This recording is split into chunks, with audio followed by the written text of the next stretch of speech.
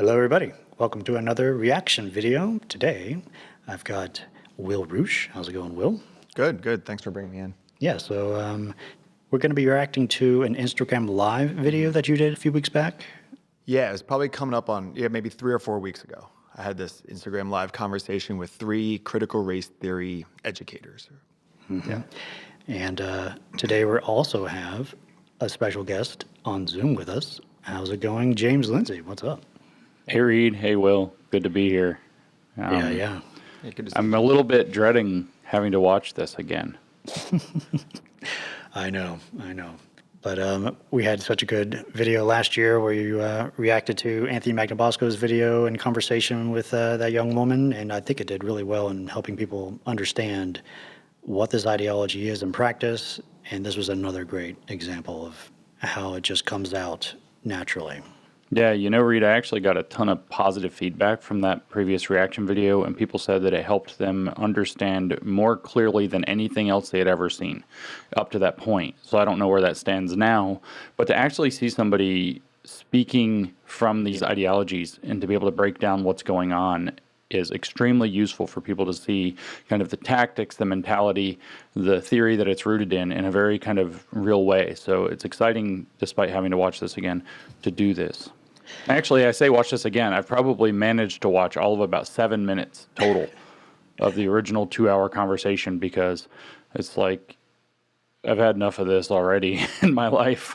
Kudos to you, Will, for taking on, a 3-on-1 in that circumstance. Yeah, I mean, it wasn't fun to go through, but I kind of saw the bigger picture. And, your work, James, has helped me a lot to kind of see what was happening in real time. And I just wanted to keep the conversation going. So when people say like, well, you should have pushed back harder, it would have ended. And I didn't want it to end. We went for 2 hours because I just wanted to keep having them talk and express why they think what they think when it's up against very light pushback. Yeah, Because that's right. The whole idea is this is about K through 12 education. This all started with Shivy, the host, saying, teach critical race theory even if your state forbids it or something like that. And I basically just responded with, this would be a wonderful topic to have a good faith conversation. I believe that if we all come willing to learn, then we'll find some common ground. And that's where this started. So this is about getting this into the classroom, the K through 12 classroom, which is my world. Yeah. Right on. Yeah. Cool. All right, well, let's just get into the video. Feel free to pause at any point, and I'm sure you could pause at like every word, but we'll try to get through as much as we can. Here we go. All right, first question. I'm going to shoot it towards Will. Will, what are your motives in wanting to engage in this conversation, and what do you hope to achieve from this? Let's talk about your motivations, Will. So let's talk about the idea that framing people's motivations as relevant to the content of what they're talking about, the truth value of the statements that they're making, is one of the key ideas in a critical theory approach. They want to believe, and in fact, critical theory exists to try to uncover hidden motivations that somebody would have to present the information that they do in a particular way. Specifically, they tend to believe that people either have false consciousness, which is a kind of like willful ignorance. They're unaware of why they're upholding systems of power, or they have some kind of vested self-interest that they don't want to lose. So what are your motivations? Do you want to protect white supremacy? That's the subtext there. Did you want to uphold a system of power? Is it capitalism that you like? What is it that's causing you to frame resistance to our movement? And that is a key critical theory thing, and we're going to talk a bit more because I've watched a little bit more of this. I'm going to come back to this framing idea in a second because it's super important, but let's kick this off with, what are your motivations? And the answer to that is to get to the truth. What's your problem with the truth, right? Yeah, I was curious. Yeah, right. Exactly. But no, there's going to be some nefarious motivation because this is critical theory. So, All right, now I think I got it working. Well, I think because this is the direction that a lot is going in education, I would love to have my mind changed.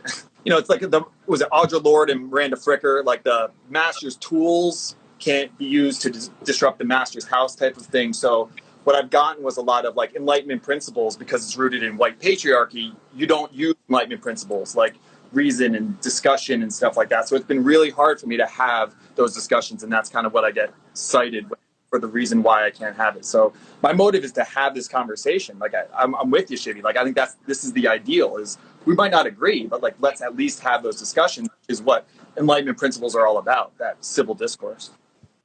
Yeah, that was a good answer, by the way, Will. To have the conversation itself is the motivation that needs to be happening. He's wanting to question your motives. You have to defend yourself. Just to kind of fill in on that, Audre Lorde and you said Miranda Fricker. I think Allison Bailey's probably a little more relevant to the whole master's tools attack. But what you have there, just for the context for other people watching this now, is Audre Lorde was a black feminist who wrote mostly in the 1970s and early 1980s. And she became famous for this concept that the master's tools cannot dismantle the master's house or will never dismantle the master's house. So what you have to do is step outside of the frame of the existing tool set in order to dismantle the master's house, which would be the systems of oppression. That's what the line of thinking is. Now, Audre Lorde didn't explicitly put it that way, but if you're reading, for example, in Allison Bailey's 2017 paper, Tracking Privilege, Preserving Epistemic Pushback in the Critical Race Philosophy Classroom, or Critical Race and Feminist Philosophy Classrooms, or something like that, you can look it up. It's in Hypatia. She actually has this whole thing where she talks about the master's tools being epistemic adequacy, for example, knowing what you're talking about, validity of arguments, sound reasoning, evidence. So she's saying that the critical, this is occurring in a paragraph where she distinguishes between the critical thinking tradition, which she says is concerned with epistemic adequacy, and the critical pedagogy movement, which is rooted in neo-Marxism, which is not concerned with critical or with epistemic adequacy, which is a master's tool. It is in fact instead concerned with interrogating systems of power. So she doesn't actually, she's making the case that what Audre Lorde actually meant when she wrote about the master's tools is that knowing what you're talking about, having evidence, having reason, having the argument, in fact, the Enlightenment principles that you appealed to are part of a overarching system that prevents people who are oppressed from having an opportunity. And to get away from that, to dismantle that master's house of Enlightenment principles, we have to step outside of those usual tools. And because I know what's coming, our lovely friend in the aqua hat or turquoise or whatever color that is, with the communist fist on it, is going to now articulate exactly what I'm talking about with regard to them wanting to step outside of the normal frame. So just to kind of put some context on what already just happened in the first 1 minute of this dialogue, we're about to see how they're going to play the framing game, and I'm going to have to pause it and elaborate on that too. Before I unpause or we unpause, if you guys want to add anything though, jump on in. Yeah, I don't know if it's going to be coming up, but she said like, no, we're just talking about aggression and, and owning people and stuff like that. But yeah. No, what's about to come up is she's about to tell you that we all have to agree on the lens through which we operate, or else it doesn't count. And it's really manipulative. So that's just to foreshadow it, since I already said that. What she's going to say is we can't have a meaningful dialogue unless we all agree. We are all coming from the same perspective, which is actually a manipulation. What she's doing is a framing manipulation. And the reality is you can have all the arguments you want, you can have all the evidence that you want, and what the radical woke left has figured out very successfully through their rhetorical tricks and games is that whoever controls the frame ultimately wins the argument. So what she's going to try to do is she's going to set the frame so that whatever you say, you're going to look bad, and whatever they say, they're going to look good, because they want you to play on their turf. They want you to play according to their assumptions. And as a matter of fact, you give her, and I understand why, given what you said a moment ago, you give her a lot of credit that I would have already broken this conversation. Once she starts talking, I would have broken this conversation immediately, and it just would have been over, or a catastrophe, and they would have yelled at me, and it would have been hilarious because toddlers going to be toddlers. But it's much better, I guess, to have drawn out and exposed this, as I understand they get very mad that this went up online because they don't like sunlight landing on them, because they don't want people to see these tricks. They don't want people to see their actual adoption of a very radical frame that disagrees fundamentally with what we do in this country and what actually causes human flourishing, because this is a ideology about dominance. So anyway, not to steal any thunder, but that's where this is going, and we'll talk more about it in a second. No, it's well put. Cool, thanks. Here we go. And Kate, if y'all will rock with me for a second, that in order for us to have effective discourse and in order for us to be engaged in conversation with the hopes of moving the needle forward and expanding all of our thinking, we have to ensure that we're coming from the same socio-political lens. False. That's not how conversations work. That's in fact not at all how conversations work. But we got to back up on her a little bit so we can hear all of these manipulations she's about to drop on us. Oh, she ended up calling me on the phone and was really sweet, and it was really weird. My wife was like, "Who is this lady on the phone?" And she was like, the only reason I framed it that way was I was told that you were coming to hear my perspective and learn from me, so I wanted to make sure that you had the background information. Well, good for her, because we're about to hear that that's not quite what's going on. Yeah, because I think she's trying to. Enough people went after her to say that what you did was bad, so she's trying to gaslight herself, I guess, for lack of a better term. They use gaslight a lot. That gets thrown around all the time. Iron law of woke projection. Yeah. All right, let's hear her out for a second here. Okay. In order for us to be engaged in conversation with the hopes of moving the needle forward and expanding all of our thinking, we have to ensure that we're coming from the same socio-political lens. So, yes or no, do you believe that we live in a country rooted in white supremacy? And Anything to say about the manipulations? Yeah, yes or no. So first of all, we're not going to have any gray. Yes or no, do we live in a country rooted in white supremacy? Okay, so rooted in is doing a lot of work here. The answer to this question is no. The United States is a country founded on an ideal. And in fact, it is a country based on ideas. And the first idea that's expressed in the Declaration of Independence is all men are created equal and endowed by their creator with certain inalienable rights, among them life, liberty, and the pursuit of happiness. So no, this country is not rooted in any such thing, regardless of what Thomas Jefferson did himself, regardless of the struggles Thomas Jefferson went through, regardless of the struggles George Washington might have had with this or lack of struggle therein, regardless of what the Southern contingent versus the Northern contingents and versus other contingents in the Congressional Congress might have had. This country was not rooted in those things. It was rooted in this ideal of equality, which, by the way, they like to conveniently forget, existed nowhere on the planet. Nowhere successfully on the planet. Certainly some countries had outlawed slavery, or no, not even by 1776. I don't think this had happened. This was like 1830, 1840, you started to see it happen. So equality was not like some standard that the United States was deviating away from. It set in motion changes that started to help unravel this problem that has plagued humanity since antiquity and before. So when they talk about roots, their roots are arranged very conveniently. And they want, again, she's trying to get you on this, she's manipulating this entire conversation into let's all accept my presuppositions about how things work. And if we don't, we can't have a conversation that moves the needle forward, whatever that means. Yeah. Well, some conversations aren't for moving the needle forward. Some conversations are for removing ideologues from places they don't belong, where they abuse their power, for example. Some conversations are about discovering a deeper truth. They're not about progressing a dialectic. So I reject her framing already. So this is why I would have, if I was in this conversation, I know you tried to invite me to some of these, and that was its own set of problems. Yeah, I would have blown this thing up. Like, everybody would have been like, yes, yes. And you would have said your thoughtful thing, which you're about to say. I see your pensive face. And then I would have been like, hell no. What the heck are you talking about?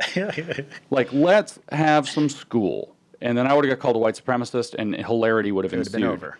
Yeah, I mean, I try to sprinkle in some gray because the way I was framing it was not in that binary of just that, but there was a lot of stuff that was happening in this country that wasn't good. And let's say there's a whole bunch of roots. So that's where I was trying to throw in some nuance there. True. And then because I wanted to keep going, move the needle forward, so to speak. And then I had to draw the line at some point. Let me jump on that white supremacy thing, though, because what she's really asking in that case was our country rooted in the 18th century? Yep. Yeah. Okay. Is it still in the 18th century? No, ma'am, it's not. Welcome to the 21st century. Mm-hmm. 50 some odd years ago, 57 years ago, we passed the Civil Rights Act for the first time. Over the next 5 years, we passed several more Civil Rights Acts. We moved on, live in the now. Exactly. Cool. Let's keep going. Built within systems of oppression. Yes. Yes. Yeah. Among other things, sure. Yeah. Cool. among other things. Goodwill. Racism is real. Yes. Yes. Cool. Well, yeah, White obviously. folks cannot experience racism. Whoa. So this is like the Chappelle show. It's like, this is where things went wrong. Yeah, it's like this is where keeping it real went wrong. Like seriously, white folks. Let's not even get to the whole can't experience racism, which is horse manure of the finest degree. I mean, this is like the kind that Biff Tannen lands his face in every episode of Back to the Future, because you're experiencing it right now with that exact sentence when the very bright-eyed white woman says yes. She's actually subjecting the white people in the conversation, including herself and you, but I can't tell the Aqua Hat lady's race and don't care what her race is, to a racist statement. So yes, they can actually experience racism. And if we're going to say, well, you have to have power, well, guess what? Here in this conversation, it appears to be 3 versus 1. And they have the dominant ideology that's supported by our federal government, that's supported by our media, that's supported by virtually every corporation in the country, that's in every school. Like, I don't need to hear their lectures about what they think power means, because it doesn't work. It's not some magical thing that froze in the 18th century and stayed that way, or froze in the 19th century and stayed that way for all time so that you can milk it. But I wanted to talk about the word white, or the term white folks. Folks. Does anybody know the root? Like, we should talk about, you want to talk about roots. Where does the idea of folks come from? You know, there's a German word where they spell it with a V. Folkish, right? And folkish. That is the idea. And this actually traces back primarily to the German philosopher Herder. And Herder was like the uber nationalist of early German philosophy. We're talking late 18th century, so really just around the same time the United States was being founded, a little earlier. And he's this huge nationalist, and he was very interested in the folk identity of German clans and German tribes. You say, why in the world is Herder relevant to this lady talking about white folks? Because the importation in critical race theory of the word folks does have this folkish root. And I mean that in the German sense, because what you have at the root of critical race theory, and virtually every critical race theorist agrees, is one character in American history, W.E.B. Du Bois. W.E.B. Du Bois in the 1870s went to Germany and studied with a guy named von Schmoller. And von Schmoller was a philosophy tutor of Herder. And he taught W.E.B. Du Bois folkish philosophy of Herder, which is what he went to Germany to study. And he came back and he wrote The Souls of Black Folks. Folks. It should be spelled with a V. This is the exact same folkish idea that went on into the critical theory school through Carl Groening or something like this. And so it goes off into the critical theory school. It's actually one of the founders of the Frankfurt School, was a student of the exact same von Schmoller. The same idea ends up infecting a certain very famous German who talked about, you know, like ein Volk, and he invented Volkswagens and things like this. This idea that folk identities have kind of a national pride is also the root of Black nationalism. It's also at the heart of the racial identity thinking that we see coming out of critical race theory. Souls of white folks, souls of black folks, whatever you want to say. This is actually let's think of races as though they are nationalistic identities that have a ton of patriotism stuck in them. That's Herder. And that's the way that we should think about races. They have their own culture. They have their own identity. They should be thought of as nations. So therefore, you now have as a black nation that's trapped within a broader American nation that needs to have liberation. And once you combine in Frantz Fanon's ideas, for example, on liberation, the post-colonial French psychoanalysis, post-colonial guy who was violent and actually advocated violence and genocide, that is where this folks word comes into critical race theory. It's used differently in queer theory. They want to avoid, you know, gender-loaded language or whatever. They want to avoid the binary, so you can't say ladies and gentlemen. You have to say folks. But it comes into, but it carries both meanings. But it comes into critical race theory specifically through W.E.B. Du Bois, which is this folkish idea that came from his studies of Herder with people who went on to establish, with the tutor who went on to teach the people who went on to establish both the critical theory school and Hitler. So it's not really one of these ideologies that's worked out, this folkish ideology is not one that's really worked out very well throughout history because it's very tribal.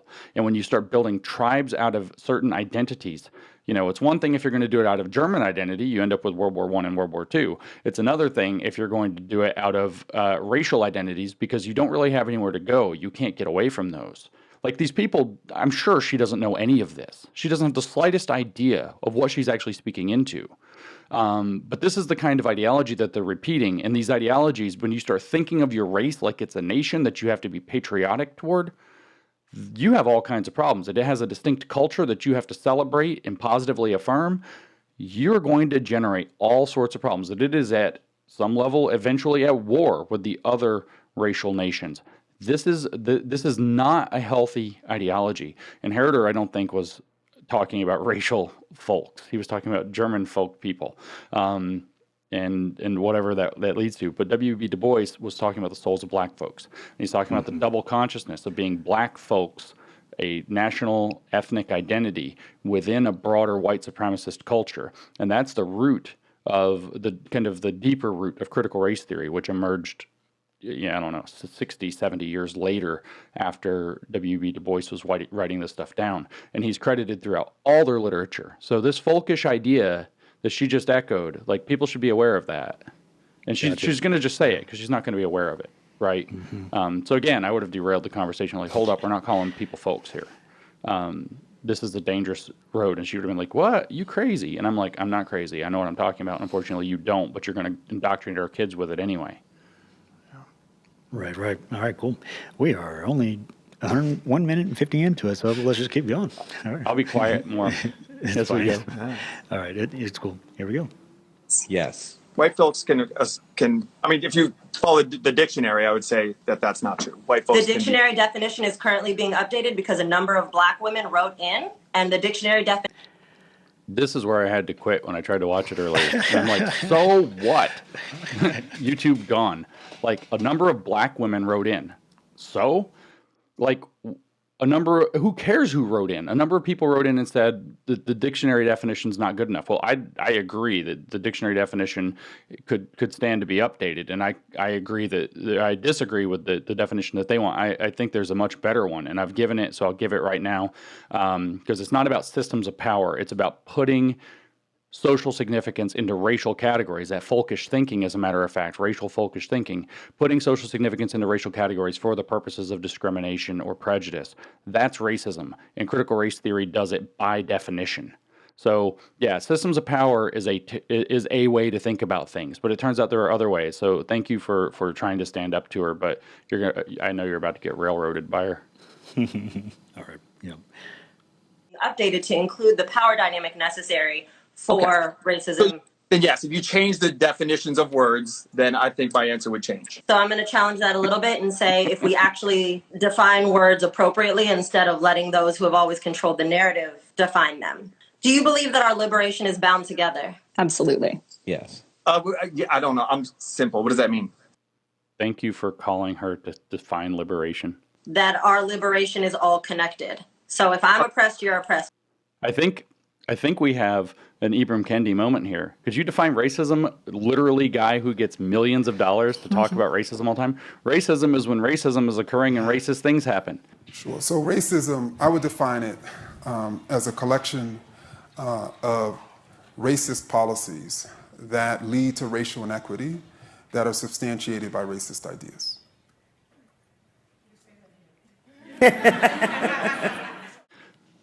Thank you, Dr. Kendi. If I'm liberated, you're liberated. Yeah, I think that's the Constitution, Declaration of Independence. Yeah. Okay.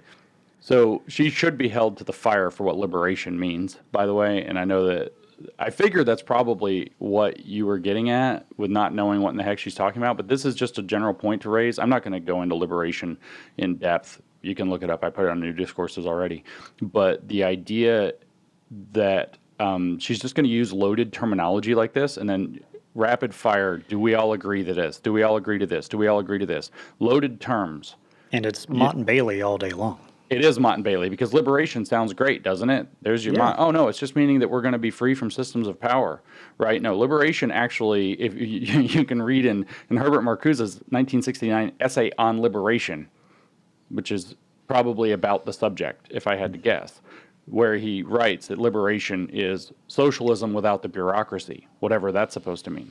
In Repressive Tolerance in 1965, he refers to liberation as certain historical possibilities that have become regarded as utopian possibilities. When you read in Henry Giroux's On Critical Pedagogy, he talks a lot about liberation. And he says, of course it's utopian, but people misunderstand what utopia means.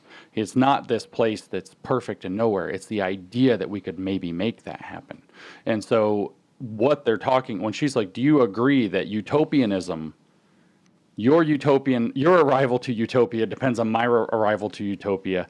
I mean, again, I don't think she even knows what she's saying. I listen to normal people now spout off words like liberation on a lesser degree or greater in frequency, but lesser significance. You have words like diversity and inclusion just getting repeated without people necessarily knowing what they mean.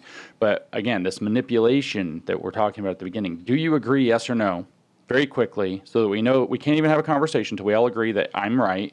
And do you believe that all liberation is tied together and therefore we need solidarity, which is, by the way, code for whatever this liberation utopia is that I want to get to, you have to agree with me or we're not going to get there. And if you don't want to, we're not having a conversation that can move the needle forward, so you're the problem. Very manipulative stuff.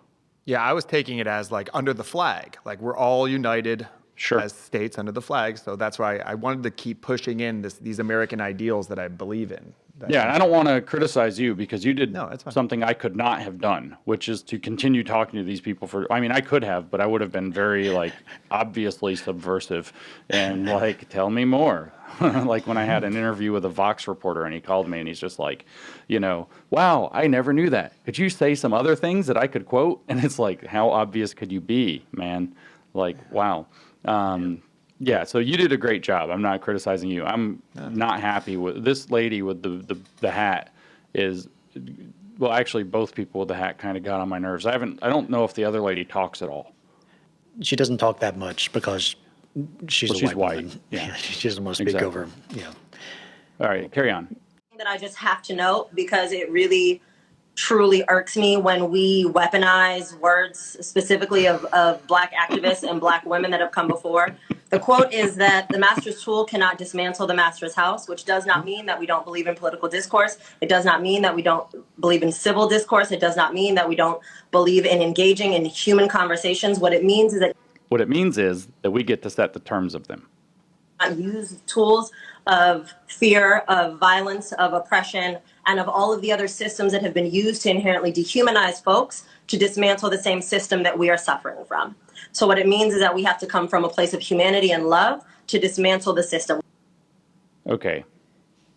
I want to talk about this lady suffering. Like where? Like where? Like, okay, maybe she has psoriasis or something, but, and if she does, you know, or endometriosis, I mean, I can't see these things, but it's like, come on. Come on. You're suffering from systems of power that you can't even properly describe, where you are, she has a PhD or something, right? Or an EDD or something, right? Yeah, I'm not sure what. Because if I remember correctly, from part of the video I saw before, it's like these are highly educated professionals with successful jobs, and they actually get to run the show in whatever their professional arenas are. I'm sure they're not, you know, gloriously compensated in the 7 or 8 figures for their work, but I'm pretty sure that they're comfortable. And to talk about living in the first world and your suffering. And then, of course, they can try to manipulate that and say, oh, well, it's even worse in the third world, da-da-da. You know, that's even more imperialism. But this is beside the point. To talk about your suffering like this while you literally wear a communist fist hat, which is sort of a rich man's game, and you hold a professional degree, and it's just galling, these people talking about it's like my oppression. And like you can even see, it's just fortuitously paused the poor white lady with her eyes closed, like, oh, I'm ashamed to even have to. No, she's not actually thinking that. She's probably like, you know, doing the prayer hands. But she's actually the assistant dean at Brandeis, Kate Slater. Oh no, her. Yeah. Yes, that's her. Oof. And she got herself in some trouble with stuff. She did. Yeah, that's her. And this happened like a week before she got in trouble. But yeah, she can think about her oppression as the assistant dean of a Ivy League university. Woof. Yeah. Talk about oppression. Man. Yeah, I was just telling Reed on my way here, I finished up the Yeonmi Park interview with Jordan Peterson, and like just escaping North Korea and what she saw at these Ivy League universities and stuff like that. And I'm kind of like, oh, do I want to keep talking about this stuff? And I'm like, I listened to her interview. I'm like, yes, we have to keep talking about this stuff and keep exposing this stuff, because when you have a communist fist on your hat, like, listen to Yeonmi Park's story. Like, where are you headed with this stuff? One day I got into a fight with my professor. She was saying, the fact that you're letting men holding door for you is you are giving in to their overpowering you. And I was like, no, isn't it kindness? Is it decency? I hold the door for people too. It's not like I'm trying to signal that I'm powerful than you. And she was like, Yomi, you're so brainwashed from North Korea. Like, so that 4 years, I learned to censor myself all over again. Did I become free? Like, where am I? Is there any truly free place in this world right now? I teach history. Like, we know where this goes. So let's pay attention to it. Yeah. Yeah. And so in addition to her, by the way, impeccably clean communist fist hat, I can see her fingernails. Those are some nice fingernails. Like, having really nice fingernails is not usually a outward visible symbol of oppression. And I don't mean to minimize anything she's suffering. I mean, I get it. I have psoriasis too. It sucks. But I'm going to minimize the living hell out of it, because this utter lack of perspective, where you're going to just dive into a victim narrative and like attach yourself to it, like victimhood by proxy or whatever, and then like milk I mean, literally, it's like the weapon. She says the weaponization of language, which, holy irony, Batman. But the weaponization of Munchausen's by proxy, like literally creating conditions that make situations worse for the people who you're claiming are victims, that you can then attach yourself and or your work to, so that you can kind of keep getting bonus points, virtue points, so you can keep your career, you have nothing really to offer the situation.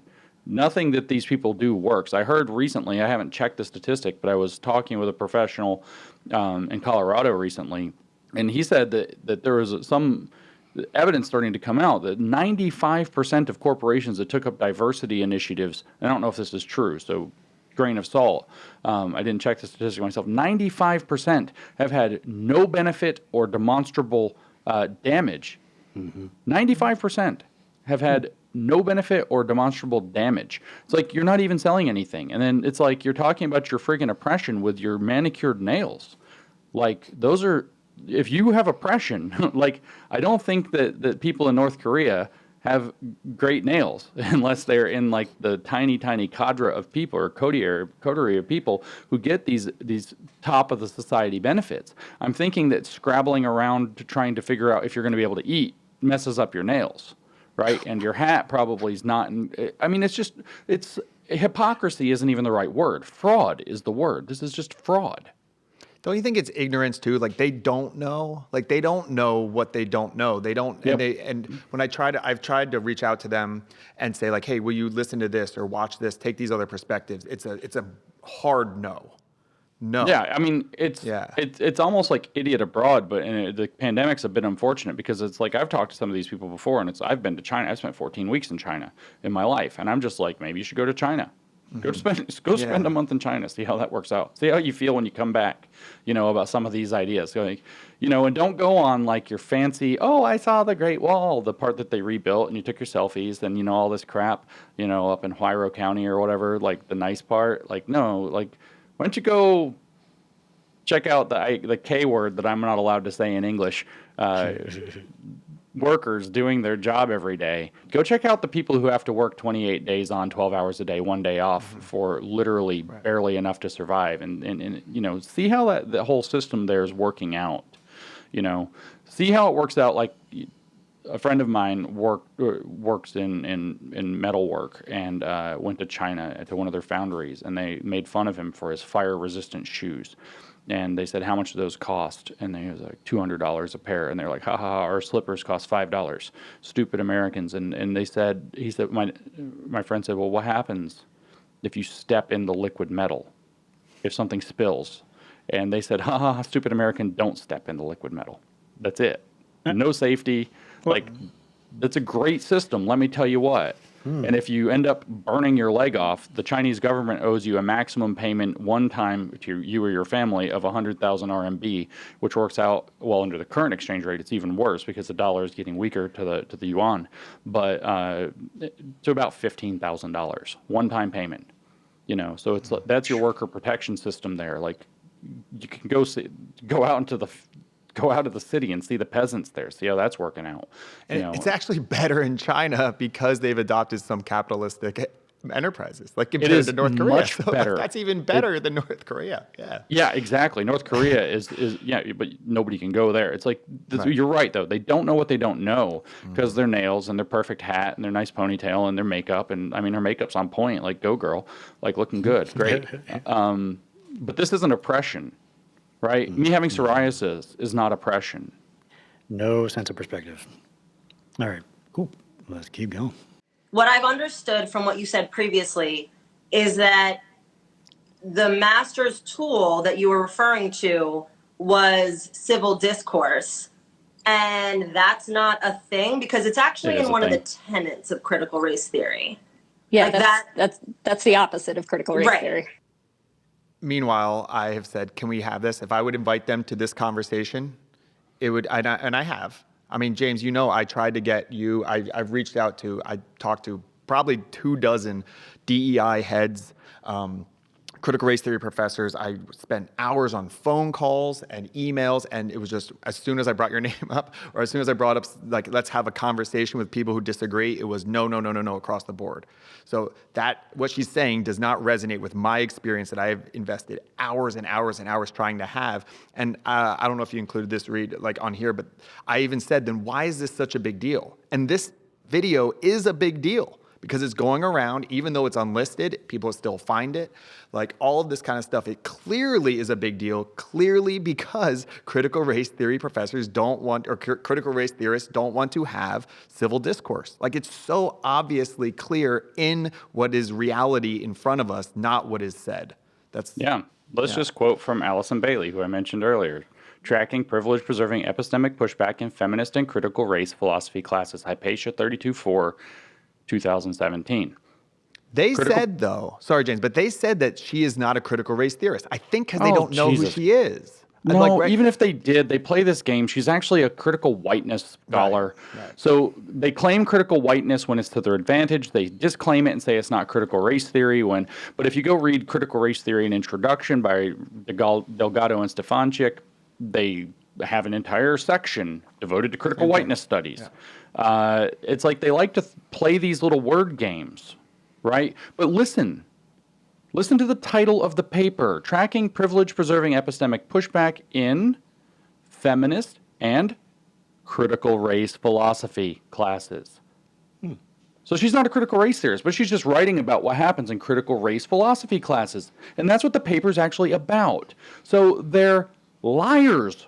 They're just liars. Shameless, sorry, Reed, listeners, shameless fucking liars. Critical pedagogy, Allison Bailey writes, begins from a different set of assumptions rooted in the neo-Marxian literature on critical theory commonly associated with the Frankfurt School. By interrogating the politics of knowledge production, this tradition also calls into question the uses of the accepted critical thinking toolkit to determine epistemic adequacy, which is code for knowing what you're talking about.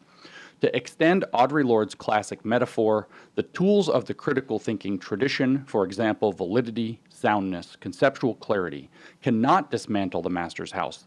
They can temporarily beat the master at his own game, but they can never bring about any enduring structural change. They fail because the critical thinker's toolkit is commonly invoked in particular settings at particular times to reassert power.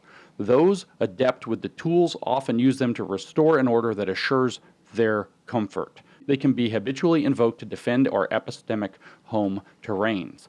By the way, if we're going to play the whole game, Audre Lorde wasn't a friggin' critical race theorist either. She was a black feminist. Let's split hairs. How come you get to use her all of a sudden? Oh, because they're going to play this game where they just take it in, put it in, put it out, put it in, put it out. They're just liars. And I don't know if they're intentionally liars, because if you read Marcuse, you can read all about how the ends justify the means for leftist objectives within critical theory, which she clearly ascribes to. They're probably not. They probably just don't understand, and they inhabit a space that's full of internal contradictions and self-justifying kind of righteous behaviors. So they just do whatever it takes to win in the present moment. But that's the hallmark of psychopathy. Is this woman a psychopath? Probably not. I wouldn't dare say so. That's not fair at all. But the ideology is psychopathic. And so when you act within the ideology, you are going to perform psychopathic behaviors, which would include winning the argument by any cost in the moment, while, say, getting rid of things like validity, soundness, and conceptual clarity. I don't know if she's going to play some slippery game here and say, or if she would, listening to this, and say, well, it doesn't say anything about civil discourse. I'm pretty sure civil discourse is centrally located within the critical thinking tradition. Civil discourse is part of the process of the Enlightenment liberal or Enlightenment rationality tradition, that we're going to discuss our differences rather than, say, settle them with pistols at dawn. That's actually what that was about, that we can appeal to our reason, our, say, validity, soundness, and conceptual clarity, that we can make the argument, we can present the evidence. Okay, so this is actually, she is either ignorant or lying, which neither is that good given the standing that she has, what's going on. And the claim, again, what were your motivations in having this conversation, Will? They fail because a critical thinker's toolkit is commonly invoked in particular settings at particular times to reassert power. You have your secret motive to reassert your white power, man. It's just a horrible ideology. And it's like, it's very frustrating to watch these acts of dishonesty. That I don't even know if they're willful acts of dishonesty in all cases. Now, when you have teachers saying, oh, they banned critical race theory, we're going to teach it anyway, that's willful. That's intentional. That's firing offenses. Yeah, it's much better to kill our hypotheses than each other, for sure. Yeah, exactly. That's the whole idea. And then critical race theory and introduction, Richard Delgado and Gene Stefanczyk. Critical race theory calls into question the very foundations of the liberal order, including equality theory, Enlightenment rationalism, and the neutral principles of constitutional law. What are you going to do? That's page 3. Yep. All right, next section is about whiteness. I took all of the sections where they talked about that, and it should be interesting. Ooh. For the panel, do you see whiteness as property?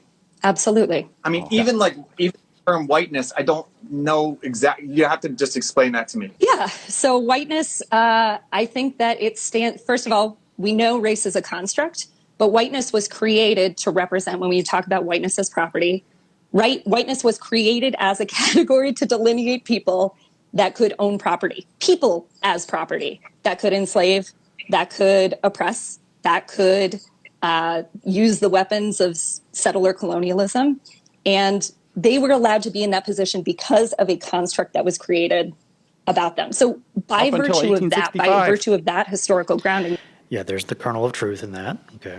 Up until 1865. And you say, no, because Jim Crow, redlining, etc. Okay, up until 1964. Why are you trying to freeze time, either in the 1850s or the 1950s? So that you can, whiteness is property because whiteness was considered property, sort of like property, because it wasn't actually. When the Constitution was written, you actually had to own land in order to vote. There was a lot of very poor white people, like who did not have property. Starving to death. Yeah, their whiteness was not property at that point, right? So no, just no. Like it's just a complete distortion of history. It's a complete distortion of living in the now. This whiteness of property is property idea came from Cheryl Harris, and I think she wrote it down in 1993. It became a standard article of faith in critical race theory. Critical race theory and introduction on page 76 has whiteness as also normative, maybe even a kind of property. It sets the standard. Other groups such as Indians, Latinos, Asian Americans, and African Americans are described as non-white. That is, they are defined in terms of or in opposition to whiteness. It was the justification, however, for a lot of the burning and looting and rioting and arson that took place last summer, because if whiteness is property, it doesn't, you've got to dismantle whiteness. How are you going to do it? Well, you're going to destroy property. I mean, we kind of have been getting away from that for a long time, and people are people. It's been a thing. A conservative meme is to show 3 eggs, a white one, a beige one, and a brown one, all cracked open, and they look exactly the same when they're open. The shells look different. And they're like, this is all you need to know about racism. It's like, That's a conservative meme. Like, people have moved on. That's like a deep conservative meme, is like, here's 3 eggs with different outside shell colors. It's exactly the same inside. Again, 1855, we're talking about a different circumstance. But why are we continuing to do this? The critical race theorists are, again, hypocritical and fraudulent here because they're very upset, for example, that in France they don't record race. They were very upset that there wasn't enough racial granularity in the COVID statistics. So it's like they are oppressing themselves and then saying, "Stop oppressing me." Yep. All right, we'll keep going. Here we go. Whiteness represents white guilt, white fragility, white supremacy, white violence. All of these things are now synonymous with whiteness, which I see as a stand-in for white supremacy. And by that, I simply mean the ways in which this country preserves whiteness as the default and the norm and the ideal in all of its spaces and all of its systems. So to my original question, Will, do you view whiteness as property? I'm still just really confused by whiteness. I'm sorry, like, it's confusing to me. We said they were able to own property, or they were able to own people. Very diverse, racially diverse people owned people. But in this country, whiteness has currency, right? Whiteness has always had value monetarily. I did. Yeah, I brought that up, how black people own slaves and Native Americans own slaves and stuff like that. And when I say, like, I'm confused by whiteness, I know their definition. Yeah. Like, I just don't agree because there's so much hypocrisy here, you know. And what I kept getting from people, not just them, but people that reached out to me and stuff like that, to tell me how it was problematic, was, you got to do the reading, you got to do the reading. I said, look, I've done the reading. I've read more than I should have of this stuff. I just get frustrated. I pick up the book and I just go, wait a second, but what about this? What about this? What about this? And I wanted to have the conversation, but, like, she didn't even define, like, whiteness, really. She just used it more in the definition again. So I don't know.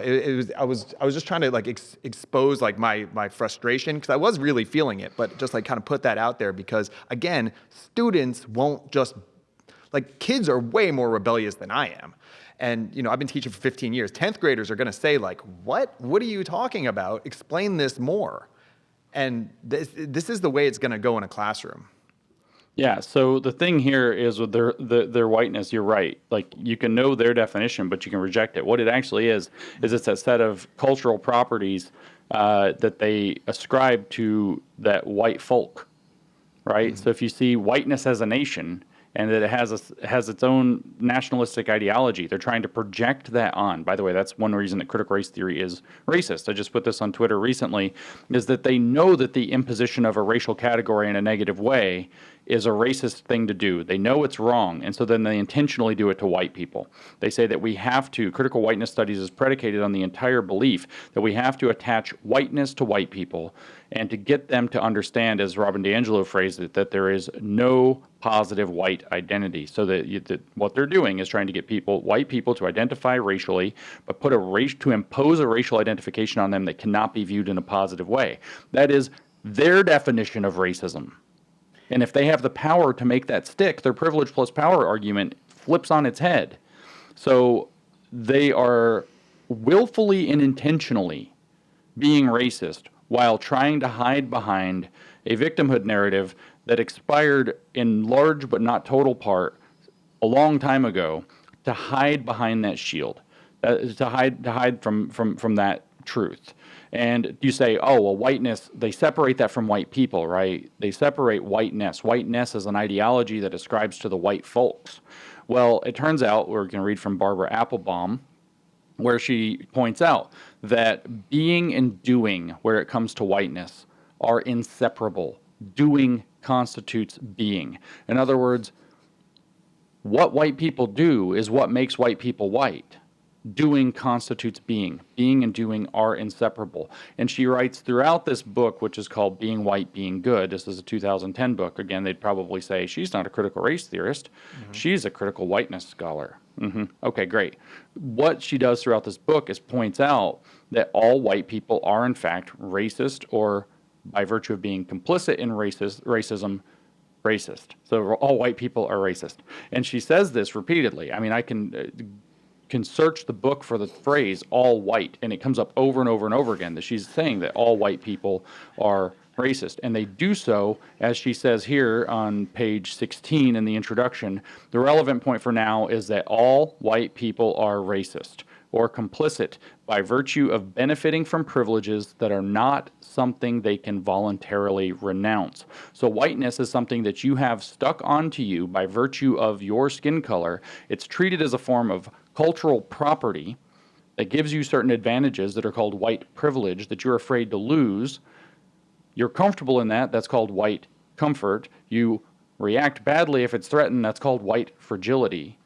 And it is that being and doing because of your skin colors and your skin color and the privileges that come to you under what Marilyn Frye describes as whiteliness are it is a single thing that you can't escape. So this is actual racism dressing up as hard. It's spending entire book-length arguments to hide the fact that it's racism. And this is what they mean when they say, do you believe that whiteness is property?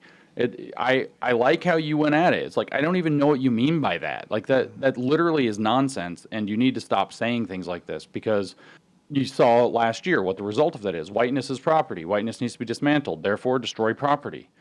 And it turned out that it wasn't just property owned by white people.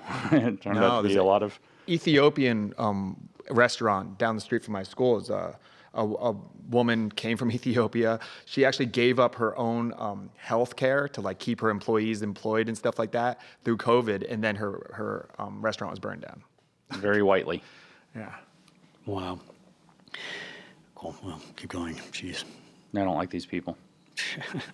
Power, systematic value sewn up in us being white people. No, that's what I just said. There is power inherent with that, just like there is Being experiences of disadvantage and oppression that are sewn up in the experiences of people of color in this country because of whiteness. These two things are in opposition to each other, right? Can we say like some though? Like some, if you're born in like, if you look at West Virginia, like if you look at like hillbillies, like the poorest counties in the country, some of them are white. Appalachia represent. So that's where I get confused. First and foremost, white folks who are impoverished because capitalism is a very real thing. Because we live in a system of a trickle-down economy that doesn't actually trickle down to the people. They are poor and they are disenfranchised because of capitalism, not because they are white. So Like that's again, I just finished I'm sorry I'm talking so much, but like I just finished a Youngmi Park interview and like I was gonna say, but again, I was very caught, had all these things in my head, and I was like, so you're telling me that the capitalist South Korea is worse than the non-capitalist North Korea? But like I like bit my tongue on that one, but it's just so the anti-capitalism like pivot just happens so quickly and easily. Nonsense. Even China, which is semi-open, again, the K word that I'm not allowed to say, but even though it's a Chinese word, it's spelled K-U-L-I. You can figure out how to pronounce it. It means bitter work in Chinese. 28 days on, 1 day off. I have witnessed these people. They literally like have to live in some shack attached to where they work. And they get a pan full of rice twice a day, in addition to their like $1 or less a day of pay to do, I would say, backbreaking work, but nobody really cares if they do it. So, because it's communism. So it's done at a leisurely pace, and not a lot is getting done or done well. But it's like, I've witnessed this. And that's not even that's in the city. That's not even getting out into the peasantry areas, where poverty is real. They almost act as though capitalism invented poverty, which is so blatantly false. It is so blatantly upside down. Now, it could be argued that capitalism creates much more obvious relative privation. Right? Yeah. Because if everybody is a peasant and squalor, and the king is the actual wealth inequality is grotesque, but the king lives somewhere and you have no idea and you've never seen anybody who's rich, maybe you're not quite as aware of it. And under a capitalist system, enough people are middle class comfortable, and that has variation. Enough people are upper middle class that you probably know, and then you see enough rich people to where you're like, hey, what the heck? But this is a product of massive prosperity where everybody is not in abject poverty except for a very small number of nobility and royals and aristocrats. And so it's like the anti-capitalism pivot, it's like it's so cheap and easy to say that, and it flies in the it's one of those big lie things. It's like it flies in the face of literally everything we understand about the world. Now, you could also point out that capitalism taken past its limit in the same direction becomes cronyism, becomes oligopoly, and things like that. Those are no longer actually functioning capitalism, though, because the capital becomes concentrated in so few hands that most people can't actually make use of, or they don't have the access to property to make use of their property. And so capitalism has the ability to, using the exact same logic that it has, to go past the point where it's actually functionally the same thing. Like if you have for example, say a tech company that could, I don't know, silence a sitting president. Okay. That shows an awful lot of power in their hands. There's an awful lot of power, and at that point, when you start having companies and they're colluding with one another to say, I don't know, somebody comes up with a new social media platform, but we'll just remove their server access. They start kind of coordinating with one another to shut out, say, a sitting president or something like that completely. You have to recognize that what you're dealing with then is a concentration of power that rivals state power, and in the functional sense is very similar to the same thing. The only thing that they don't have is the monopoly of force on their side. So they have to use softer versions of power. But that's a different argument, that corporatism or cronyism or corruption or oligopoly or monopoly is somehow different from capitalism. Doesn't really come into their argument. They just point out, where losers occur in a capitalist system, or somebody, especially, it's always a sad story. Somebody worked really hard, but they produced something, and sometimes it's just bad luck. They produced the thing the market would have needed in a month, and it's just bad luck, and somebody else ends up capitalizing on it and winning, and that sucks. I get it, but then to outsource that and say, oh, the whole system is the problem. That's one of their favorite tricks. And this has to be understood as a central thesis of their religion, is that it's the system that's somehow the problem. Hegel, which is kind of a deep root of this, as I've talked about repeatedly, said, the state is the divine idea as it exists on earth. And so they constantly think in terms of the state being the thing that has to order things to make everything right, and divine idea. So the state is the access to heaven. It's the gateway to heaven on earth. And they think that way, and when it's not everything being perfect, they can say, oh, well, the system is generated by and enforced by the state, is not producing what I need, and therefore must be somebody standing in the way of the state doing what it should, because it's the divine idea expressed on earth. And again, most of these people would not have read that. They would have not read their Hegel, but they intuit that because that's the moral impulse underneath their ideological drive or their ideological position. I love the pause on your face, Will. You look like I look like that through most of it. I know. I watched it. It really is just me thinking, though. I'm trying to process it, and it didn't feel good, but I knew that this was it's kind of cool. It's like come kind of full circle or halfway through the circle to have this conversation with you guys. And this is when I was sitting in my friend's backyard having this conversation, I was like, there's something important about what's going on right here, because I want people to see this. Yep, and let's see a little bit more. Here we go. Well, to take it back for you, the easiest way that I explain whiteness, whiteness is not phenotypic whiteness. There's white people and there's people who happen to be white, for sure. Whiteness is a set of ideologies, ideas, institutions, and policies that have explicitly been set up, rooted and born in white supremacy, predicated on the binary of white and black, good and bad, and all of the tropes that come with it. The reason I say white folks and people who happen to be white is because anyone that is born in the world, because whiteness is global, can absolutely abide by tenets of whiteness. This is why we have Candace Owens. This is why we have Daniel J. Cameron. This is why we have black folks who will say critical race theory is trash, because there is trauma rooted in that for marginalized folks. That means they try to increase their proximity to those ideals and those policies and those institutions. But what if they work? But at the end of the day, people who are phenotypically white have a choice. They can work, because we're all indoctrinated into whiteness. They can choose to continue to uphold the system that was built for and by them on our backs. Those are white people. And then there's people who happen to be white, like a Dr. K. It's like even more white than whiteness. Confucian ethics. I hope she figures those out one day. Like Yeah. absolute family piety, like absolute hierarchization of the family. Family is the center of everything.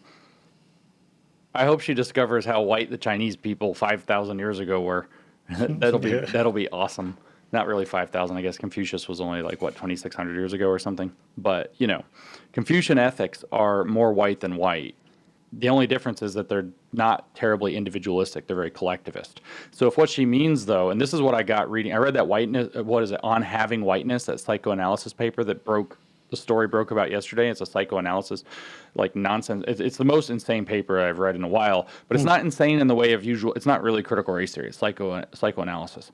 And so you can tell this guy's projecting his own, like, there's something wrong with this guy, and he's projecting this stuff. It's intense. If you read the paper, if you want the PDF, I can send it to you. It's a really intense, messed up paper. And what he's talking about, there's a huge part of it in the middle where I was like, oh, he's just talking about individuality. He's talking about people being themselves and being free to be themselves. That's what he means by whiteness in this part. And then it's all tied to that creates domination, and that creates, all of this stuff. And it's like, it's all Freudian. So it's like, the will to domination and blah, blah, blah. But I get that impression, when you look at what are the hallmarks of white supremacy culture that the Smithsonian National was it, African American History and something museum put out last year, and it's like, punctuality. I remember seeing, I don't know if it was on that document, but it was like hard work, Protestant work ethic, loyalty, timeliness, productivity, perfectionism, epistemic adequacy. Why don't we just add that one from Allison Bailey? It's like, these are the ideologies associated with a white folk that white folk have been trying to show the world. And the Chinese, for example, have definitely taken them up, and most of the rest of the world have definitely taken them up. And they're saying, wow, these ideas work. These ideas work. Let's bring science to Africa so that they can solve their problems. The Chinese are like, holy crap. 100 years ago, they opened up and they're like, this stuff works. Now they all wear suits and do science, and they're hacking all of our computer stuff and whatever else in our military thinks they can probably beat us. This is the thing, is like they think, because their ideology is inherently racist, they think in terms of racial national type identities, and they attribute the characteristics of the way that people whose ancestors, I don't even know how to phrase it. It's like stuff that people with the same skin color were doing 200 years ago becomes indicative of how that nation state actually works. So you have like a nation state of white that has whiteness, and being and doing are inextricable from one another. They're parts of the same. I mean, it is one of the most fundamentally racist ideologies ever, and it's shocking to me that people who are so fixated on ending racism are completely blind to it. It's like, I'm even like, man, the gospel with that speck and log in the eyes thing, holy crap, they're like that really nails it. It's just utterly shocking to me that they can't see that they are willfully doing the thing that they say is bad, but that's because it's coming from a position of grievance. And when you come from a position of grievance, you end up in a land of vengeance. When you end up in a land of vengeance, you feel justified in doing back to the people you think are oppressing you what you feel like they're doing to you. And our communist fist hat lady here is right on there. And these two assistant dean at a Ivy League, and the guy with the, like, I don't know, cool Liu Kang hat or whatever, are just nodding along. I forget which Mortal Kombat character has that hat. It's not Raiden. He has the other hat. Kung Lao. Yeah, Kung Lao, that's it. Amazing. Very cool. A little bit more on this.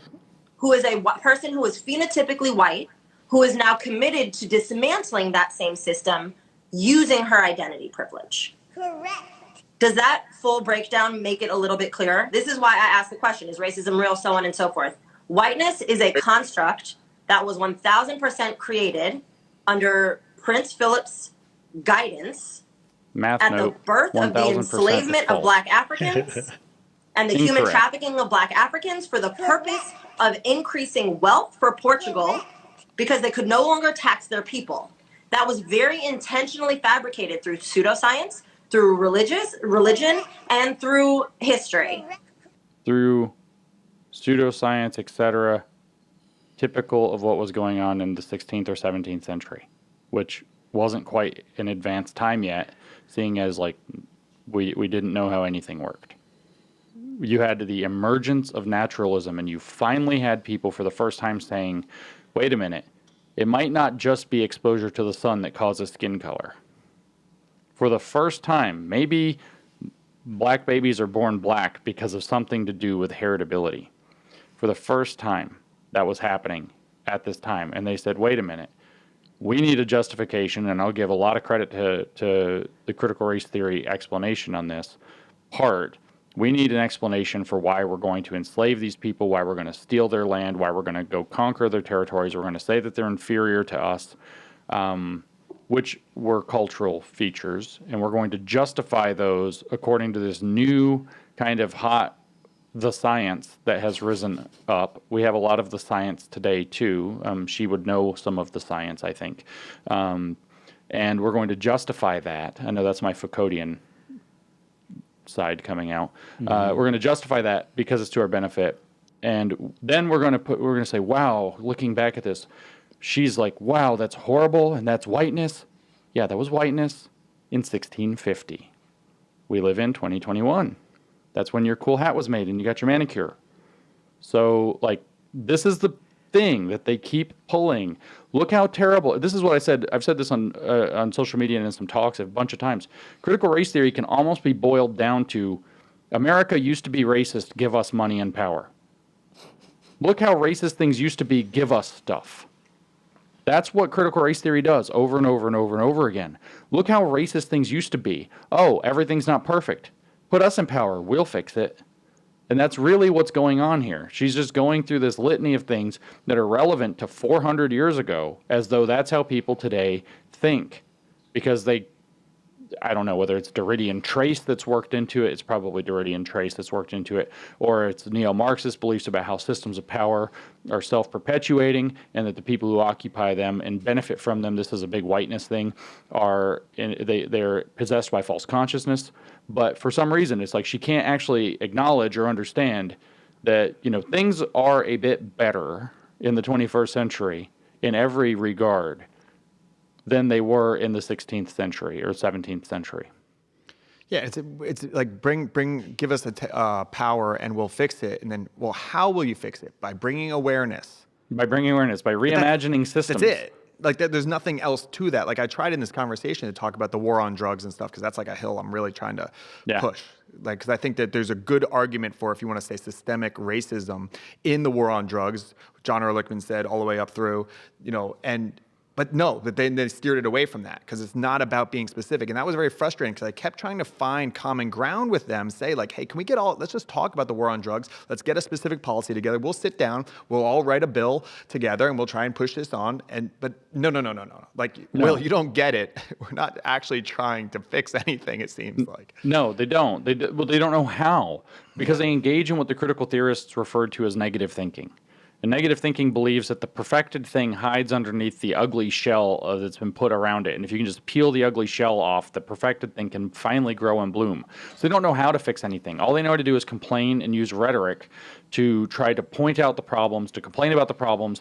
And if you can just get the people are the people who create the problems because they're the ones with the power. So if you can get the people who represent the problems out of power, put them all into power, then the ugly shell will fall away and the beautiful golden seed inside will blossom and grow and we'll have the liberated utopia. That's literally all they know. So that's why they talk about, we're going to reimagine systems. We're going to raise awareness, consciousness raising. Once everybody thinks like we do, the bad stuff will start to fall away because we're going to divest of our whiteness. White people, white phenotype people will still exist, but they'll divest of their whiteness and the whiteness problem will go away and then the racial utopia will bloom.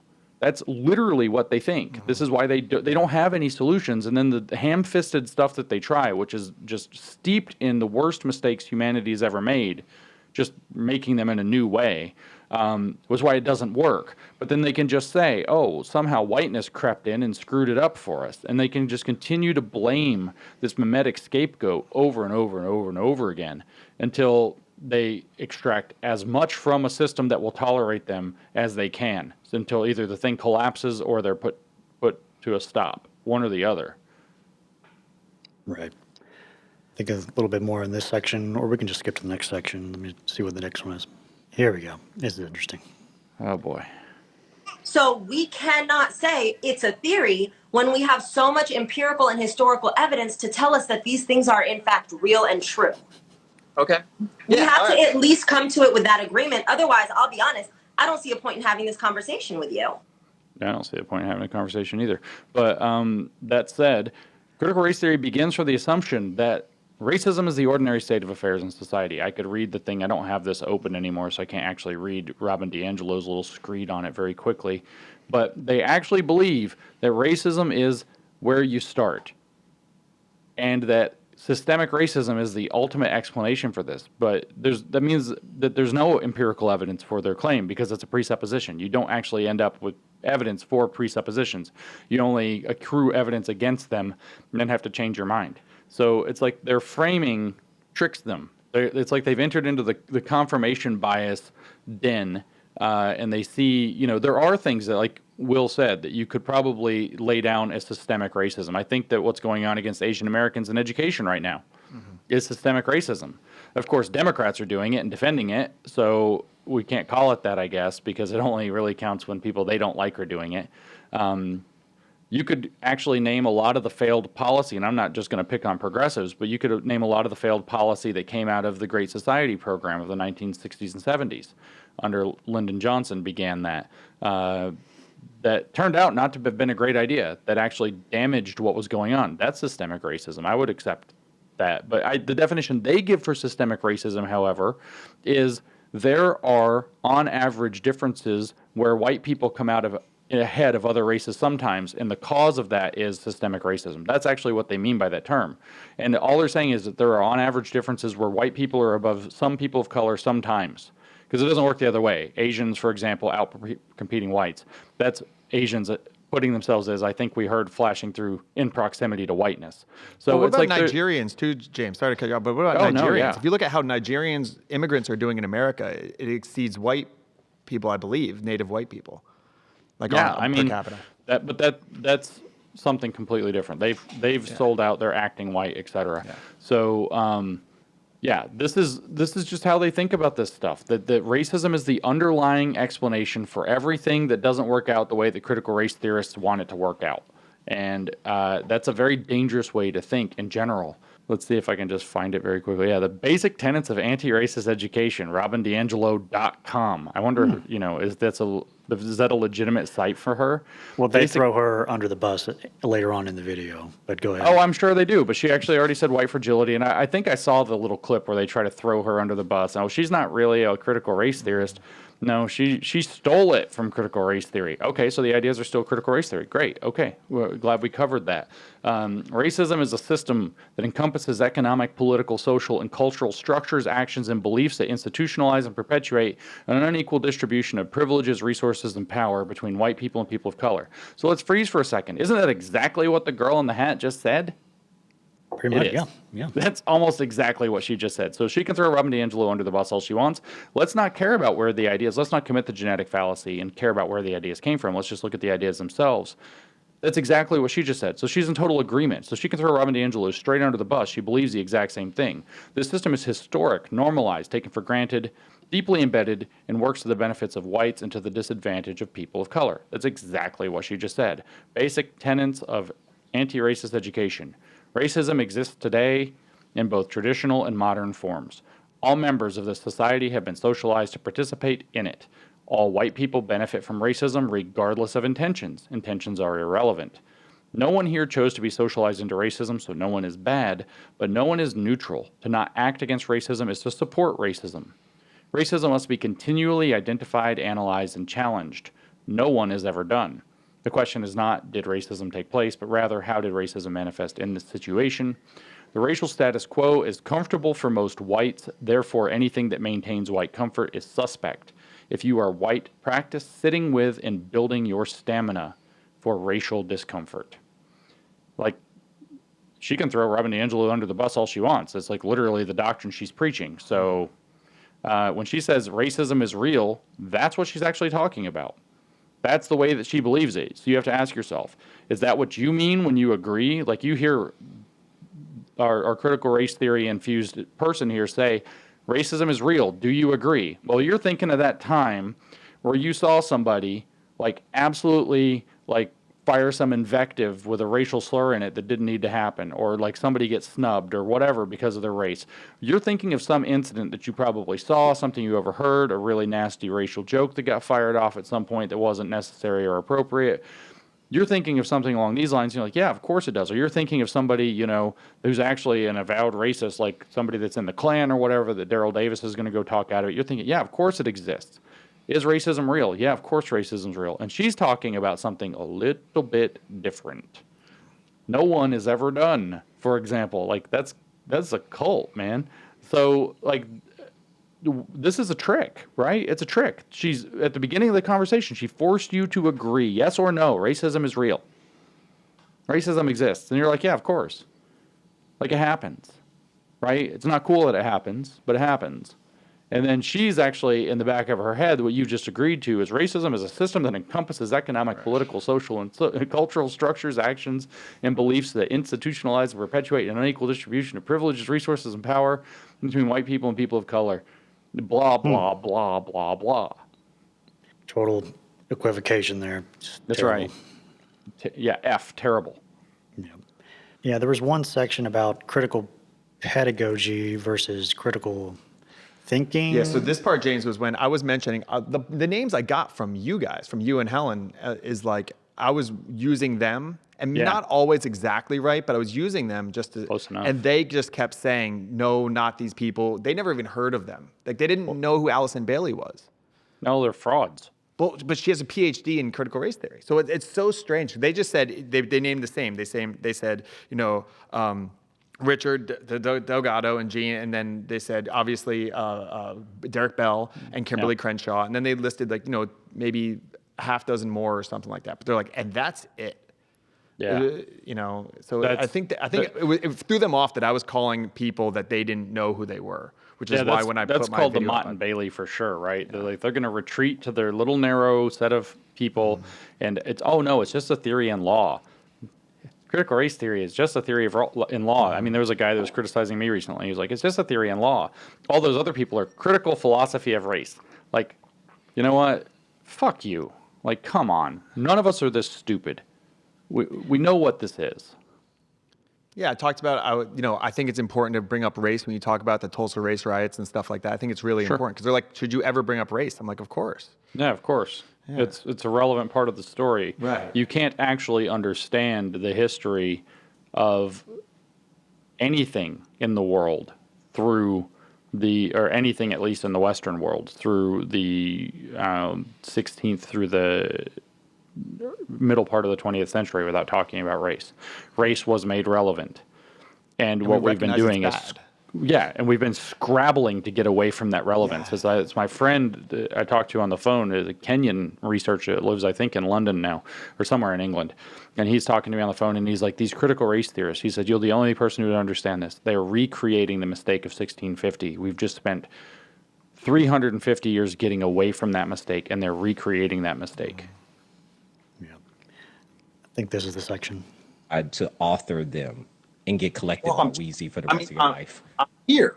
Yeah, I mean, I've read a lot, and apparently those were not. I mean, I think I'm trying to get as many perspectives as possible. Well, you got to go to the sources. But if you are writing a book, you better know what the hell you're talking about. You got to go do like a couple, and I mean this like with my whole heart as someone who just...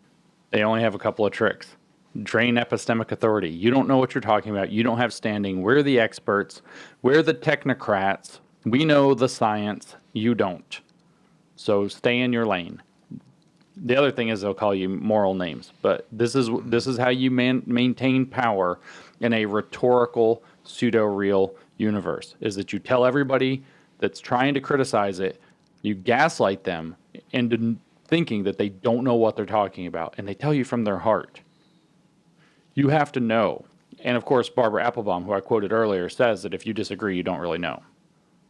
Yeah. You're allowed to ask questions, she writes. That's on page 54 of the book. I still remember that. You're allowed to ask questions to further understanding, but anything else is disruptive. Anything else is not authentic engagement. Very frustrating, these people. Wow. Just did 5 years of reading. You got to go do a lot of reading. I'm not talking about critical race theory. I'm talking about what is good to do in class. I understand critical pedagogy. And what you've just told us is that you don't necessarily use critical pedagogy. I am talking about what is good to do in class. Replied, I understand critical pedagogy. Somebody here believes there is one and only one way to do good in class, and it's called critical pedagogy. Critical pedagogy is not good to do in class, as a matter of fact. It is a ineffective method of teaching unless your goal is to create ignorant activists, in which case it's great. It's really good at creating very aggrieved, ignorant activists. It's not good at anything else. It doesn't even accomplish one of its own main objectives, which is to, it's tapped into or come in through the self-esteem movement. It doesn't explicitly say that it's to create self-esteem, but it creates terrible self-esteem in people because it positions them as victims or oppressors. Everybody's miserable all the time. It is actually to get people to pick apart the fabric of the society that they live in. But she sees it as you said, I want to talk about what's good in the classroom. And she says, I understand critical pedagogy. Yeah, well, do you understand one other pedagogy? Do you understand one other method that might actually educate students? Because I don't know. I just saw that national report card, the national scorecard, where we got, 20% proficiency for seniors in things like science and math? Like, come on. You guys, you critical pedagogists have had rule of the educational roost at least for 20 years, and America is failing. It doesn't work. It doesn't work. I love that face she's made. Like all of their faces, like the hat guy's all sad, hat girl's like, ooh, and then she's like as smug as I know so much better than you, and you're just like, fuck this shit. Yeah. Cool. That's 11:30. You want to go for a little bit longer? Five more minutes, Will? Yeah, All right, cool. Let's see what happens here. In your classroom in particular ways. Like critical theory. I mean critical pedagogy. I mean things like culturally relevant pedagogy. Oh, I meant like critical thinking. Like, again, the dictionary definition of critical thinking. Saccharine John Stuart smile. Mill, like critical thinking, like viewpoint diversity and stuff like that. So we have different definitions. Yeah, was there like a mix-up between thinking critical theory meant critical thinking, or no? Yeah, I know the way they were doing it because I read new discourses and things like that. But I promote critical thinking, the traditional, yeah. Mm-hmm. Yeah, and we just read from Allison Bailey that there's the critical thinking and concerned with epistemic adequacy, knowing what you're talking about, which seems pretty important there in school and education. And then on the other hand, critical pedagogy proceeds from a different set of assumptions rooted in neo-Marxism of the Frankfurt School. What else do you have to know? There's one section where it's like he's just threatening you. Like, Well, to kind send of, his yeah. audio. Because I bring up like John McWhorter and Thomas Sowell and a million others. No, you're not Timmy allowed to Katiti's listen and all. to dissident black voices. That's like the worst thing you could possibly do. Yeah, this is near the very end, and it's just a veiled threat. It's crazy. Is it just the hat guy? I need you to take that information into your work. I need you to take all the information that you got in terms of what I told you about colorblindness and all the et ceteras, and I need you to take that into your classroom. Because otherwise, I'm going to tell you like this. You got people, they may not follow you, but they're going to be watching what you're doing. And they will hold you accountable. And I'm letting you know, like my community, they don't play. Because like you said, like for you, it was kind of like, the game you want to play, the game you want to play, the game you want to play. I think we're learned on that and what that means to us. But this ain't no game for us. This is life and death. This is poverty or opportunity. This is incarceration or promise. Like this matters to us in a way that changes our environment, in a way that changes our opportunity, in a way that changes everything. This shit ain't for play. It's very serious, and I really appreciate you. I see your passion in this, and it's inspiring. Truly is. I see how passionate you are, man, and it's impressive. It's awesome. I'm trying to find common ground. I do like his. I sent him the Brett Weinstein podcast, the Black Intellectual Roundtable. I was like, if you adopt some of these ideas, or at least think about them, like you're a powerful dude. He's like really passionate. He's a great speaker, all this kind of stuff. But it wasn't. I was trying to having find that little middle like ground. mafia shakedown at the end kind of undermines your moral authority a little bit. That's my opinion. Yeah. And I mean, we're watching you too, man. We're watching you too. And when we put this up public, you didn't like it, did you? Because you don't want people to see that you're actually using mafia tactics. You're using extortion. You're using racketeering. And it's not cool. So we're watching you too. Is that what you want to hear? Like, seriously, why are we this is the opposite of the direction. Because the only thing, this is a key point, when you take those pieces of liberal Enlightenment thought off the table, and you have that there are no conflict resolution methods any longer except through power. You have soft power and you have hard power. And the end of that road, as Sam Harris, who's no fan of mine any longer, pointed out a few years ago, the end of that road is always violence. And here it is. This is life and death for us. We don't play. We don't play. Come on. You are actually advocating leaving the regular system of what has led to the largest burst in flourishing and prosperity in the world to go back to tribal violence. You want to get kids, like you're talking about incarceration, you're talking about, I get it. And what you're talking about is bringing that gangland mentality into education because you're not willing to take methods that find common ground, that hash out differences using reason and evidence, and that think only in terms of power. And it's in defiance. Again, he's talking about his oppression. He's got a fancy hat. He's got a guitar behind him. He's got his studio's cooler than mine. It's clearly the result of having been taught to see the world in a way that is through repeated exposure to radicalizing victimhood that is not reflective of the things that they speak about. You want to talk about opportunity, you teach people to learn to think. You teach people to learn to find evidence. You teach people to learn how to do things for themselves, solve problems, and become entrepreneurs.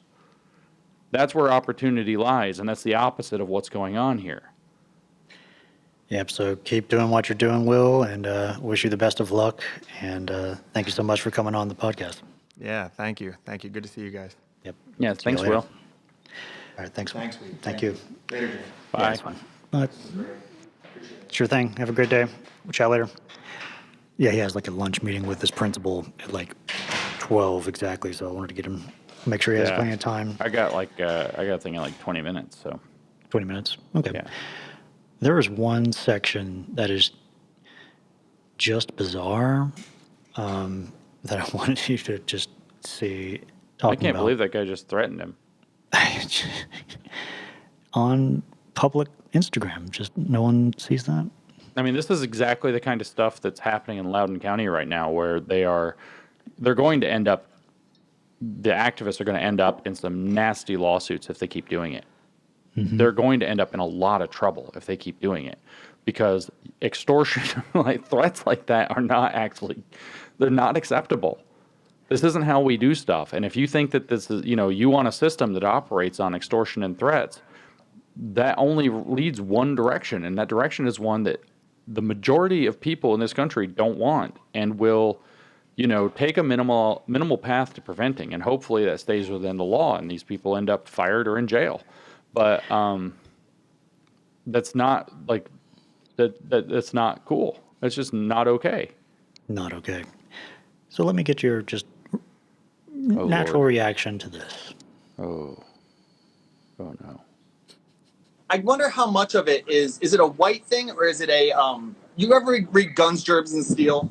Mm-hmm. Like that explains a little bit about why, European came to power. How much of it was the colonists just had these tools, guns, germs, and steel, to do really horrible things. So they did really horrible things compared to like the Comanche were doing really horrible things, but they were limited by the weapons of war that they had. Did they not do more because they couldn't do more or because they were morally not able to do more? Does you see what I'm saying? Are you aware that Africans have been traveling to mainland America before Christopher Columbus? No, I didn't know. I would like. What was the situation? Well, why didn't they colonize? Probably didn't have the guns, germs, and steel, right? No, they didn't have the nature to do so. It was like a. They didn't have the nature to do so. Okay. So now we are actually doing race essentialism or something like this, right? I mean, maybe not. Maybe it's deep cultural essentialism, because their attack is that whiteness is ultimately kind of a cultural thing, and that their problem is that cultural thing of whiteness. But it's like, I'm not exactly sure what it is they're trying to defend, right? It's not exactly clear to me, like, I don't think that argument goes where he wants that argument to go. It gets worse. Hang on. It gets worse. Hang on. This nature. And you and I talked about this before, right? You asked me about individualism. You started going through all of these different cultures. Do Asian people think it's individuals or villagers, right? And I said to you, I see the world as a villager. Meaning, as Black people, much of our experience is as a collective. That's why when one of us does something or achieves something, we're all like, we go crazy for it, right?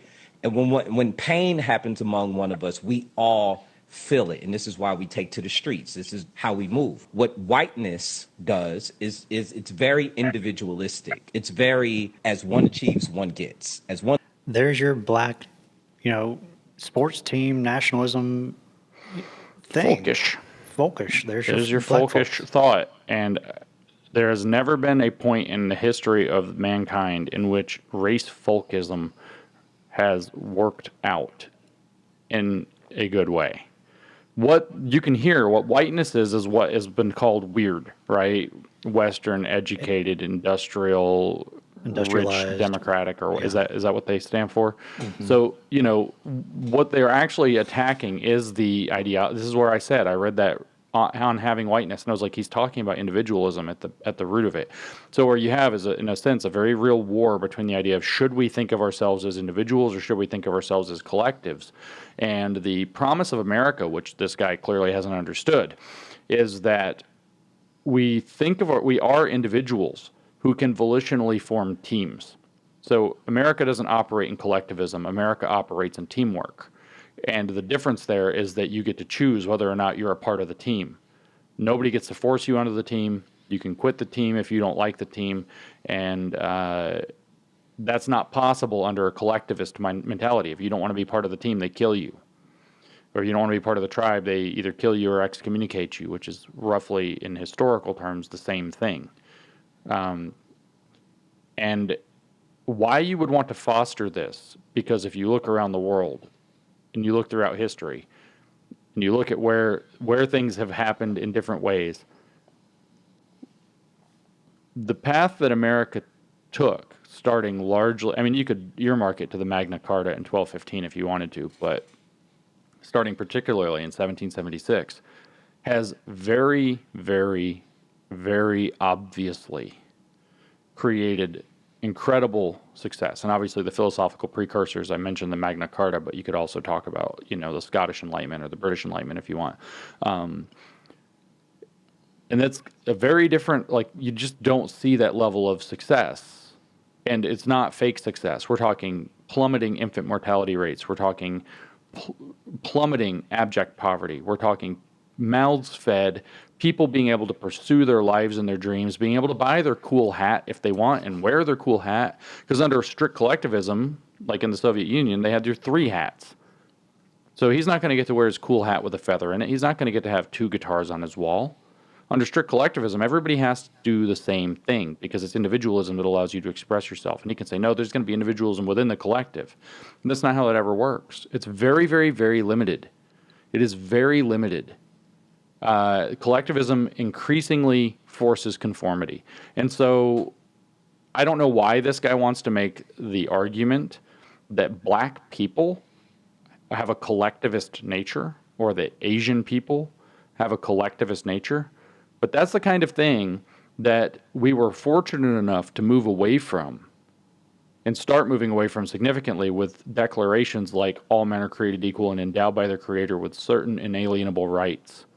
So, I have very little patience for people who are in positions of authority in something that has relevance to American civics who hate America.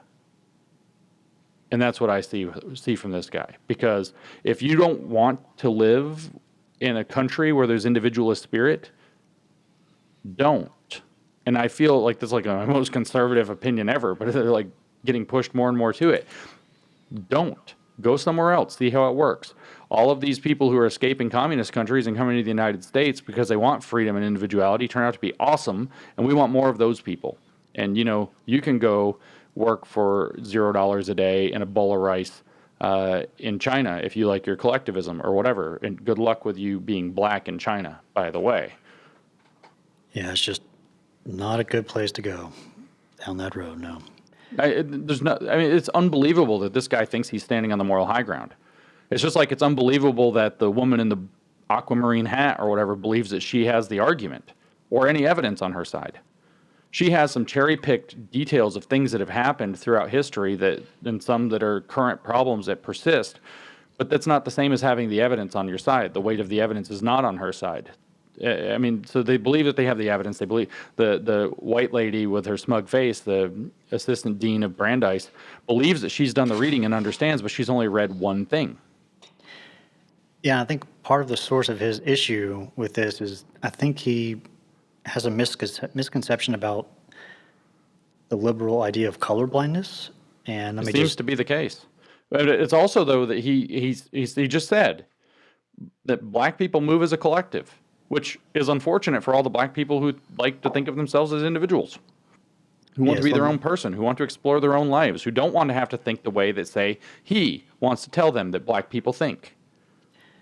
Yeah, so let me just tee up this softball for you about the colorblindness thing. Here's his complete misconception of it. But as a black person who experiences systematic marginalism, Yes. I'm telling you what the impact of your words, your conversation, and your platform are. When you seek colorblindness as a goal, you are giving credence and credibility to ignoring my experience and the experience of those like me as black people and people of color in America. No, that's called racism-blindness. There's a different name for that. And this is a common trope within critical race theory, is to conflate colorblindness and racism-blindness. And granted, it's one of these things that attaches to a kernel of truth, which is that people, it was very common in the 90s and early 2000s to hear people say, I couldn't be racist, I don't see color. And they maybe were actually doing something that was kind of racially insensitive, usually insensitive, not directly racist. And there is a risk that if you also misunderstand colorblindness in a different way, that you will also be racism blind. But most people don't make that mistake and don't make it in hugely significant ways. Colorblindness refers to not having one's race matter when some kind of an important decision is on the line, for example. So hiring should be colorblind. We shouldn't take into account what somebody looks like, what their family looked like, or something like this. We should take into account what their skills are. That's what colorblindness is about. The law doesn't care what color you are. It's not the law's place to decide what you're supposed to get based on what color you are. The application of the law, the courts, etc. That's colorblindness. It doesn't mean not seeing color, and it doesn't mean ignoring prejudice where it crops up. Now, the trick here is that for them, they say you're ignoring racism, but remember, they don't mean the same thing by racism. And it's all rooted in their experience, that they perceive, that they have this Gnostic perception of this whole system of oppression that is in fact something that they have been taught to identify rather than taught to overcome. And that's the heart of the problem. You're not allowed to say these things, but I just say things plainly now. And this, you are correct. He has a fundamental misconception of colorblindness. He does not understand what colorblindness is about, but he does understand that some people who also don't understand what colorblindness are about are going to use that as an excuse at sometimes to not pay attention to something. Now, it's really complicated, though, because he can say, you don't understand my experience, and maybe his experience is, like the origin story of microaggressions, which if you don't know that, it was that two people of color on an airplane were asked to move seats because the plane needed to be had the weight redistributed so it could take off. It was one of those small planes. And because it happened to be two people of color who were asked because they happened to be in the relevant seats, they said, oh, it must be racism. And then the flight attendant said, it's not. You're just in the relevant seats. And they said, well, we perceived it as racism, and that's a microaggression. And so it's like there's also bogus claims. Like there's also the fact that you can actually misperceive what happened. You can be in a bad mood. You can take something the wrong way. It happens literally to everybody, and I'm not going to say it happens necessarily to everybody equally, but where somebody says something and you misunderstood what they meant by it, they make an awkward joke, etc. Maybe it's not even an awkward joke. Maybe they just said something and you literally misheard a word, and you take it or you're just primed to be insulted by it. And people are within their right to come back and say, no, there was no racial intent behind this. And so we hold up an ideal of colorblindness that we're not going to judge people in any materially significant way in particular, or hold people to their prejudices. That's the other part of colorblindness. It is the rejection of the idea that racial stereotypes apply to any given individual. That's actually a better way to put it. Yeah. Yeah, and you mentioned something about listening to the lived experiences of certain people, like they have the infallible knowledge about the situation. Yeah, Gnosticism, it's ethnic Gnosticism. I have a certain skin color, therefore we had a certain essential experience that was structurally determined by the systems of power that are racism that we have to now agree is real, or we can't even have a conversation, and therefore you have to listen to me, and you can't possibly disagree with me because you don't know what it's like, because I have the ethnic Gnostic position to be able to say that. And it's like, this is not a good way, because there's no way whatsoever to proceed. We can only listen to the guy who then ends in veiled threats. We can only just listen to the guy. And take him at whatever his word is. I've given the example in the past that if I'm having a panic attack and think I'm having a heart attack, and I tell the doctor that he has to listen to my lived experience, I'm going to die. And so maybe it's not the best thing always to rely on one's own perception of what you think is happening. I bet you the average person has at least one or two or three things a day that are happening that they're absolutely sure is one thing that's actually in reality something different that's happened right in front of their faces. Yeah, we give our fellow human beings more dignity when we allow them to be wrong. Yes. It's just, I don't understand. Here's that claim being said exactly, if you want to get more context. And I'm saying this with a lot of generosity, Will. One of the central tenets of CRT is listening to the lived experiences of people of color. And so I'm a white lady, but we just had two people of color on here, and you had questions about racism, about history, about their experiences. So they are telling you what you need to do. And so if you really, really are here to learn from them, then you take this knowledge and go somewhere. And again, we have to work through that initial defensiveness to kind of say, well, that's not what I've had my whole life. Because he who wins the frame wins the game. So if you really were here to learn from them, then you have to just shut up and take it. Yeah. I'm not here to learn from you. I think you're fucking wrong. How about that? Yeah. Oh man, there was one other second. Here it is, 34. This is interesting because Will kind of calls out the communist hat lady. Yeah. Asks about is this a two-way street or not? And here it is. If you want to go back and do that work, and we can actually talk about CRT, I will come back and talk to you. And it's not a two-way street, right? Is there ways that you could be educated too about other perspectives? You wanted to talk about CRT specifically, the theory and its place in the classroom. I've already done my work. So what other perspective is there? I don't know. I mean, I'm not an expert on this stuff, but there are people that are. I'm down to exchange ideas. What about this perspective? Your book, Kindly Inquisitors, Call the American Mind, John Stuart Mill. I'm not hearing any of this. There were papers back in the 1990s that criticized critical race theory pretty vigorously. You probably never heard of them because they just ignore it. What other perspective is there? I already did my work. I read some stuff that's not all of the stuff that's in this very narrow set of things that you're allowed to believe. You came here to learn about this. It's like, come on. The question is really, what's the relevance of critical race theory to the classroom? There's a lot of room for perspective there. There's a lot of room for other ideas. Compare and contrast, as it turns out, is an old concept for understanding and getting better, deeper understanding of something. Not let's just recite the doctrine and be done with it. I mean, I don't know if it's been a long time since a lot of people have read Democracy in America de Tocqueville, but the point of that is that he's comparing and contrasting the American continent and the people and the culture to what he sees in Europe, and why he thinks America is different and special. So the compare and contrast approach is, I think, necessary. It's not just a recitation of the dogma till everybody believes it. It's let's compare and contrast until we actually figure out what genuinely is and is not a good idea, and we choose the wheat from among the chaff. But again, it's ideological blindness. Absolutely cannot see outside of the one narrow perspective. So that's pretty shocking. Yeah, just Not surprising, just shocking. ideologue. It's crazy. So cool. Thanks, James, again for coming on to this React series. I appreciate it so much. This is great. Yeah, man. I will email you the audio as soon as I get a chance. All right, cool. Have a great day. Appreciate it. See you. Awesome.